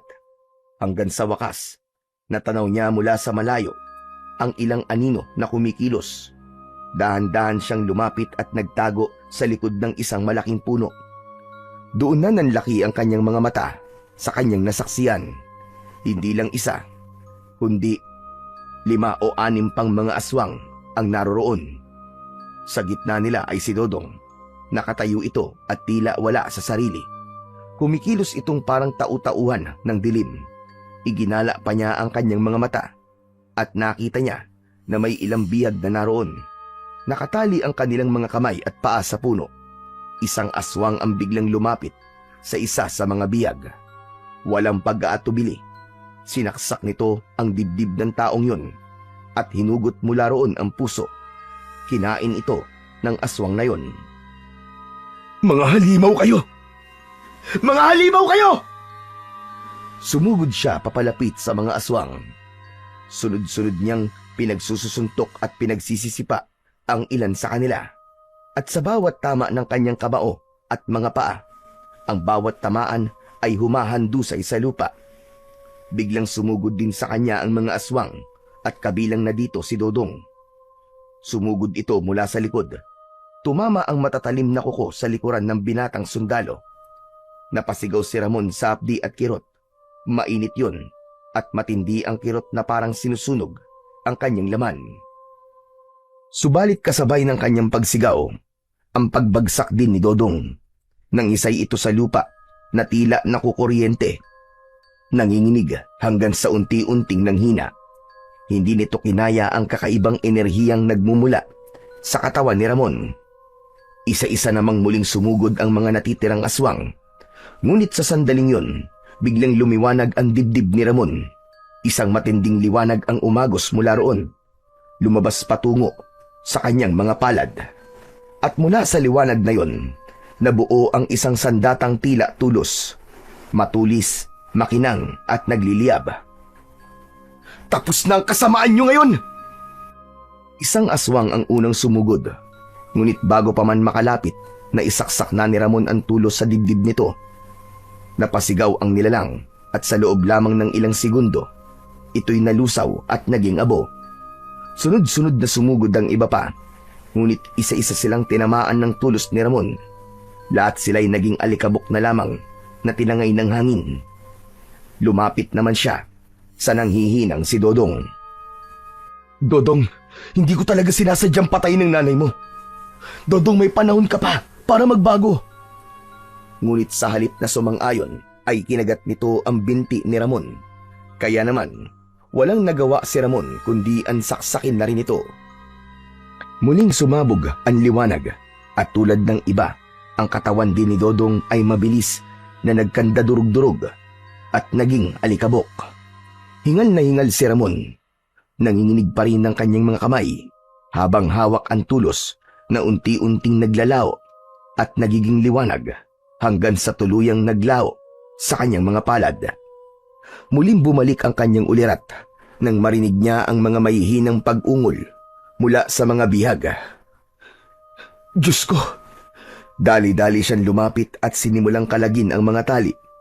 May ilan na wala ng buhay, ngunit may 3 pang humihinga. Nanginginig, payat at sugatan, pero buhay.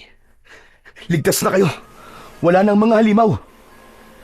Tinulungan niyang makatayo ang mga ito at dahan-dahang inalalayan palabas ng kagubatan. Pagdating nila sa baryo, sinalubong sila ng mga taga-baryo at ng mga kasama nilang mga sundalo. Mabilis na kumalat ang balita tungkol sa pagkamatay ng sundalong si Morales at ang balitang hinabol ni Ramon ang mga aswang. Kaya naman ang mga tao nag-abang ng naging resulta nun.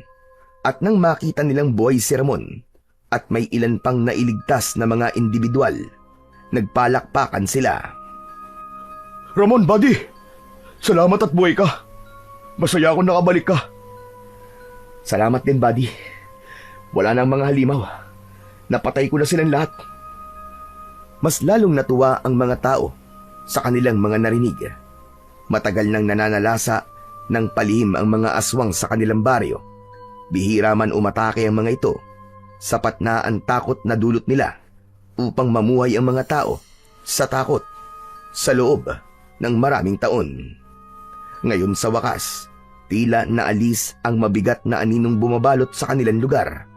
May ilan pa ring hindi makapaniwala, ngunit nang makita nila ang mga nailigtas na biyag na unti-unti nang nakakabangon, napaluha ang marami sa tuwa. Nagpasalamat ang mga residente sa kanya at sa mga kasama nitong mga sundalo. Kinabukasan ay maagang nagtipon ang mga sundalo sa harap ng kampo. Sa gitna ay naroon ang kabaong ni Morales, nakabalot ng bandila, habang ang ilang kasamahan nila ang nakapila sa magkabilaang gilid. Nakasaludo at seryoso ang mga muka. Walang nagsasalita, tila bawat isa'y nagluluksa sa pagkawala ng isang kapatid sa armas.